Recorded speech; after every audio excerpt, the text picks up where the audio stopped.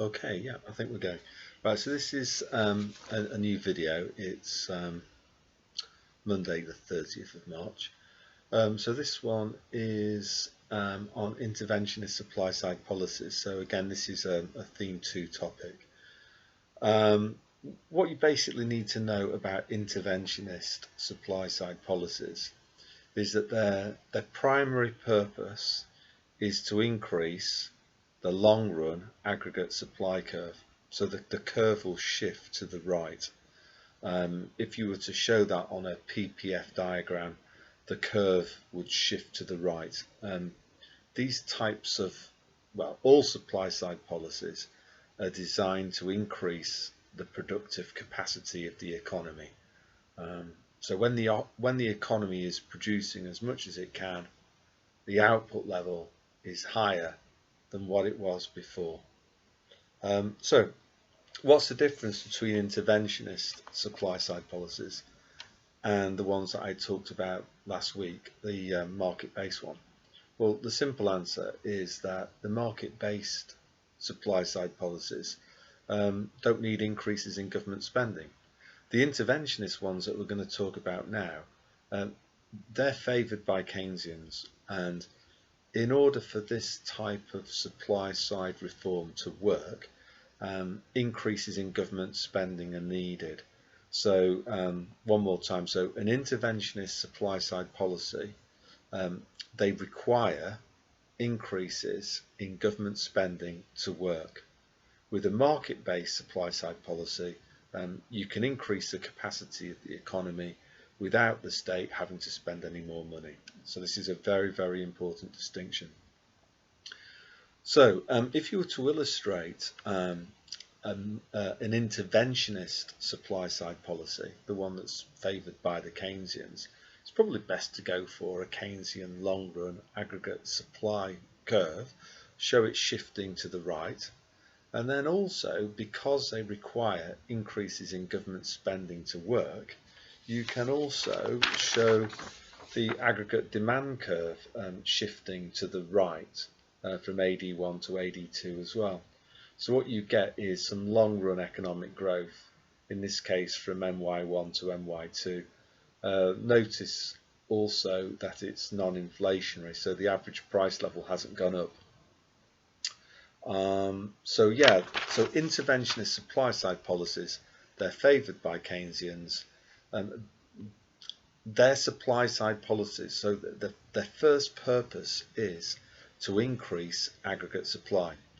They also accidentally lead to increases in aggregate demand too, but that's not the main reason why they're used.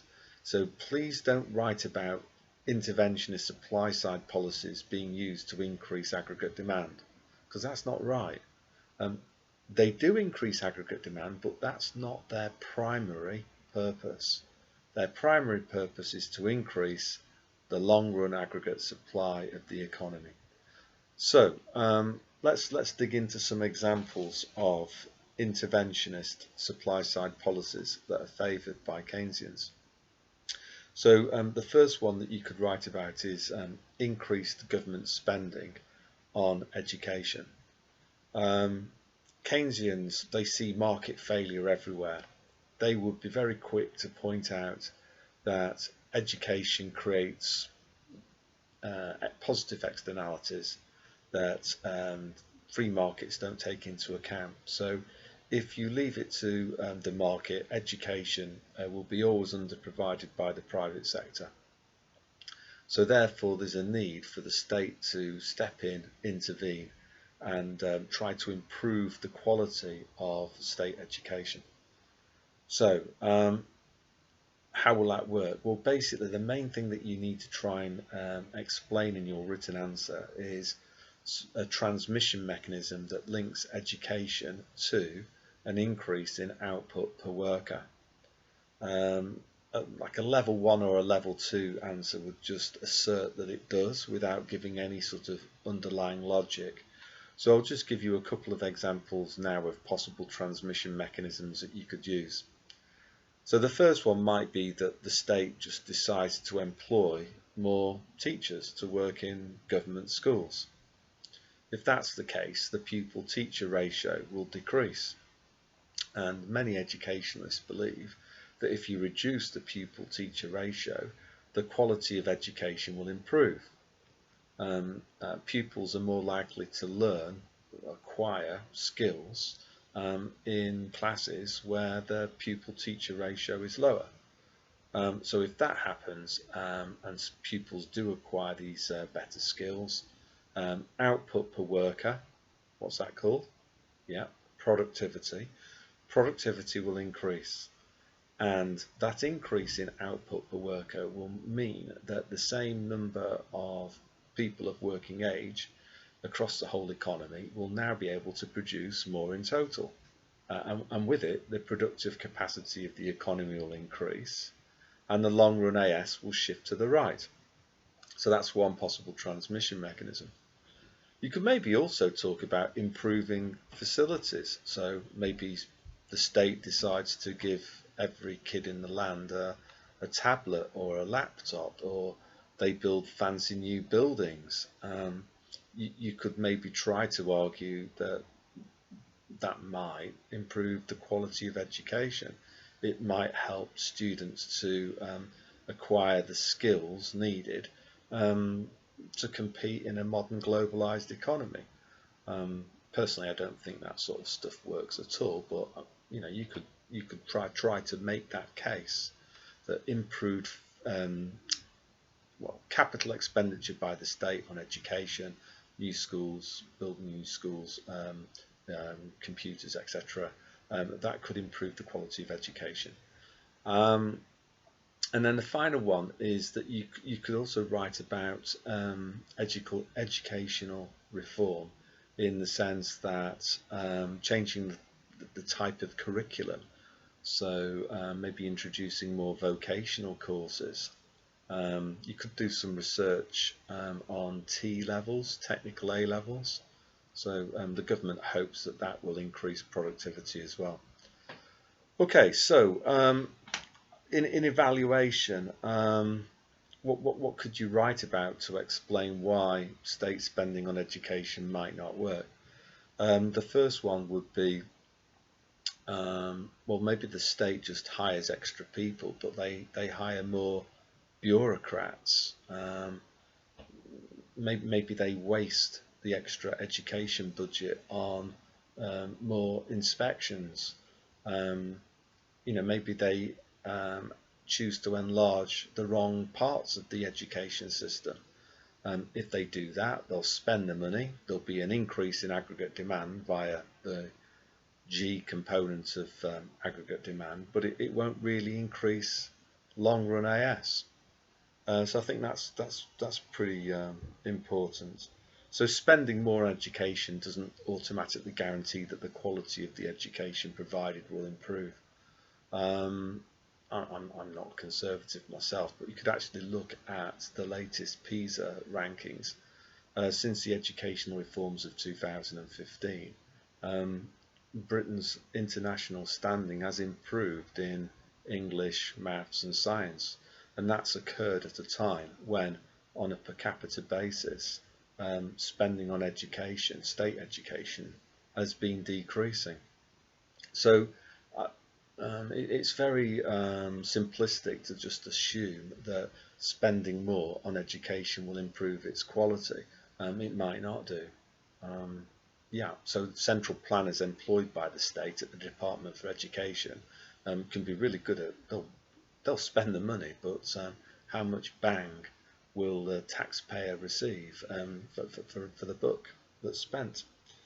So that's the first interventionist supply side policy, which is increasing government spending on education. The second one that we could talk about is the state spending more on, in Britain anyway, the NHS, or public healthcare provided by the state. So what's the logic here? The logic is that if the state spends more on healthcare, the quality of the workforce will improve. There'll be fewer days taken off sick. If that happens, each worker will produce more in total per year because they're taking fewer days off sick every year. Obviously, that increases productivity, output per worker, which then also leads to an increase in long-run aggregate supply. Yeah, again, if you spend a lot of money on healthcare, the G component of aggregate demand goes up. But that wasn't why you did it. So it's not a demand side policy. This is a supply side policy. You spent more on education because you were looking to increase long run aggregate supply. That was your intent, or that was the state's intent. So it's a supply side policy. Another thing that you could write about is this used to be more of a thing that people would talk about in the context of a developing country.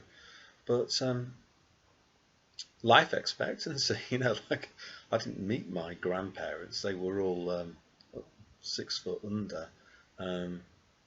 By the time I was, I don't know, 8 or something like that, they died pretty young. If you improve the quality of healthcare, then maybe people can keep on working into their, well into their 60s. Why not? So in Britain, we're trying to increase the age of retirement. That would increase our working population. So assuming a constant level of productivity, a bigger workforce will increase the productive capacity of the economy. So I think there's something in that, and it's also too about making sure that people have not just a longer life expectancy, but better health in their twilight years. So they might be more inclined to want to do 5 or 10 extra years of work. So if we try to evaluate that, why might it not work? Well, again, it's a similar sort of issue to education. A lot depends on how well the extra budget on healthcare is spent. So again, in the NHS, the government has been spending extra money, but it's not been going into frontline medical staff. It's the number of GPs, doctors, nurses. It's not been growing rapidly enough because too much of the extra budget that's gone into the NHS has been employing, in my view anyway, parasitic NHS managers, paper pushers. So you can blow billions of pounds of taxpayers' money employing paper pushers, and actually the quality of healthcare could actually decrease. A good friend of mine is a GP, and he berates those NHS managers. Rather than spending his working day seeing his patients, because he's got these parasitic bureaucrats to feed, a lot of his day is actually spent with regulatory compliance, filling in bits of paper that then get shoved up the bureaucracy to these NHS managers. Also, do these managers actually spend the money wisely on the right sorts of treatments, buying the right type of kit, making sure that the kit gets to the places where it needs to get to? Obviously, this is a big issue at the moment with the coronavirus, and there's massive problems with that. So, so that's that. What else have we? Oh, I suppose the other thing that you could say as well about healthcare is, again, spending money on scanners and building new hospitals. It will also create multiplier effects. So it'll also increase aggregate demand too. But it'd be quite interesting. Well, it's quite sad really, but because of deindustrialization, those multiplier effects aren't particularly strong anyway, because most of the high-tech kit that the NHS buys is imported. So, yeah, government spending on healthcare in Britain creates jobs, but jobs in America or Germany or Japan, wherever the modern high-tech health equipment is manufactured. Okay, so what else have we got? Number 3 would be increased government spending on infrastructure. Infrastructure, how I would define it anyway, infrastructure is social capital. It's assets that are used by both households and firms. So we'll give a couple of examples of it. So you could argue that broadband internet is an example of infrastructure. It's used by businesses to place orders, communicate with staff, etc. And it's also used by households too. So at the moment, most of the UK's internet is very slow because we still are trying to send signals down copper wire, believe it or not, rather than down special fiber optic broadband cable that's super fast. So the problem with that is that UK workers, when they're working on a computer, they're often having to wait for the computer to respond to the commands that they've given to the computer. So that's time wasted. I won't give examples of it, but those of you who've sort of in my tutor group, you can kind of see that a lot. I'm waiting for something to happen, and I could be doing something else during that time. So that obviously reduces my production. So I produce less every day as a result of waiting for stuff to happen. So that's going to reduce my output per worker, my productivity. Same person, less production, therefore less productivity. So if we actually invested, if the state invested in high-tech fibre optic cable everywhere, that would allow the UK workforce to produce more stuff, because rather than waiting around, things would be happening faster. Same would apply with transport. So many of you will have parents who have to commute in from places like, well, places out in Surrey and Hampshire and stuff. They have long and hideous journeys into work. If we upgraded the rail system so it was fast, you know, in China, for example, they've got maglev trains that travel at 600 kilometers an hour. That's a lot of time saved, and that time could be spent either at work, producing things of value, which would increase the capacity of the economy, or just less stressful commutes to work, so that when people actually arrive in the office in London to begin their working day, they're not knackered out by their awful commute. So again, it's if you travel, you see this, that our infrastructure is well, it's mostly Victorian. It was okay 100 years ago, but we really need to remove the digit and join the 21st century.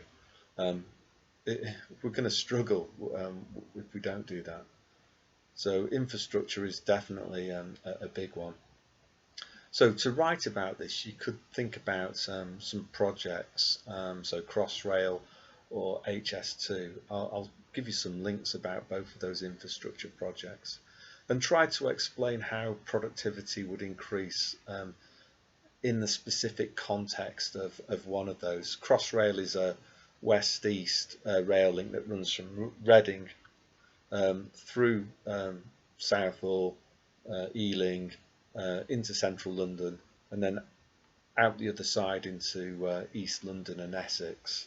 And HS2 is, well, I think you should know about that. That's basically London to Birmingham and then maybe to Manchester. Okay, so to evaluate this one, so how could you argue that state spending on infrastructure might not work? It might not create increases in long-run AS. Well, again, a lot of it is down to whether the central planners are capable of making the right decisions. So many people have been extremely critical of HS2 because they believe that there's already a pretty good rail link between Manchester, London, Birmingham. They think it's okay.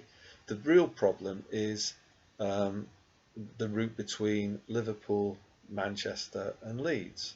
But because we have a London-centric parliament, state planners they've made a bad decision. The marginal social benefits of investing in that Manchester, Leeds, Liverpool rail line, high-speed rail line that would connect the so-called Northern Powerhouse, um, it would have delivered a much better bang for the taxpayer's buck. There's other classic examples that you could use in your answers. So, politicians don't really care. It's very sad to say, but they don't seem to care too much about how they spend our money. Maybe because it's their money, it's our money that they're spending, not theirs. So again, I'll put some links at the bottom of this video. You could think about Boris Island. When Boris was mayor of London, he thought about building a brand new airport on an island in the middle of the Thames estuary. Likewise, he had another idea to build a garden bridge in London with trees on it. Millions of pounds were spent on those projects before Boris left office as mayor of London, and the projects were scrapped. So that's millions of pounds of my taxes and your parents' taxes. So you can talk about investing in infrastructure and how great it's going to be, but a lot depends on who's spending the money and are they actually capable of doing a good job. And who's going to pay for it? If it's businesses that are having to also pay tax to fund these useless infrastructure projects that don't end up working properly anyway, those taxes have an opportunity cost. The businesses themselves could have used the money to go ahead with capital projects of their own. So there's like what an economist would call a crowding out effect. If the state ends up increasing its capital expenditure, it can often be at the expense of private sector expenditure on capital projects. And you could maybe argue that with some conviction that the private sector is probably better at spending money than the public sector, for the reason being that the private sector's got more skin in the game. They're going to care a little bit more about it because it's their money. Okay, the fourth interventionist supply side policy is promoting competition. So you might think, well, isn't this more of a market-based strategy? And you'd say, well, if it's deregulation, it would be. Remember, deregulation is removing barriers to entry that surround a market. However, you could argue that if the government intervenes to block takeovers and mergers, or maybe intervenes to stop cartels, then that might have the effect of trying to promote greater competition within society.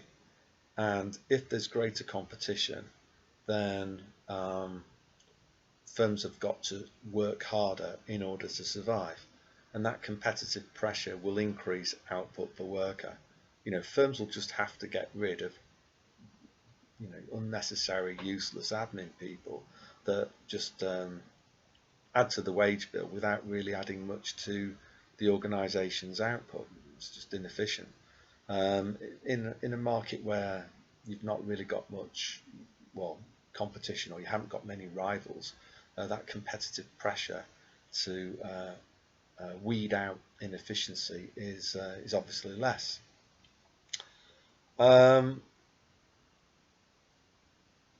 Number 5, policies to promote the mobility of labour. So if you remember, there's two different types of mobility of labour. The occupational mobility of labour describes somebody's ability to move from one job to another in a different industry. So you might have, somebody who was a highly skilled engineer in a manufacturing context. What you could do is try to retrain them so that they can become a computer programmer. If you can do that, then you'll increase productivity, and that will create an increase in long-run AS. In terms of occupational mobility, I didn't mean that. Geographical mobility, I think, is even more interesting. So you might have somebody who's got skills They might be underemployed at the moment because they can't find a job that uses the skills that they have. So what the state could do is maybe build key worker housing or provide London pay waiting to try to encourage people who've got skills to move to other towns and cities where there's a demand for their skill. And if you can do that, then you can move people into jobs that are more compatible with their talents. And by doing so, you can increase productivity, which will again add to the capacity of the economy. So why might that not work though? Well, if you think about it, if you encourage people to move to areas that are already very expensive, you'll just make them even more expensive. So the London waiting might not be enough. You might build some key worker housing, but rents in London, say, might be going up even at an even faster rate. So you're constantly chasing your own tail. So final conclusions on interventionist supply side policies. They're designed to increase aggregate supply, but they also increase aggregate demand too. But that's just an accident. It's an accident because these types of supply side policy rely on increases in government spending in order to work. So that's what the diagram looks like. One final thing as well is, and I have mentioned this a little bit before, but just one more time, is that interventionist supply side policies, because they require increases in government spending to work, and most of it is capital spending, they can create some multiplier effects. So bear that in mind too, especially if you're writing an answer from a Keynesian perspective. Okay, I hope you found that useful. I'll see you again. Bye.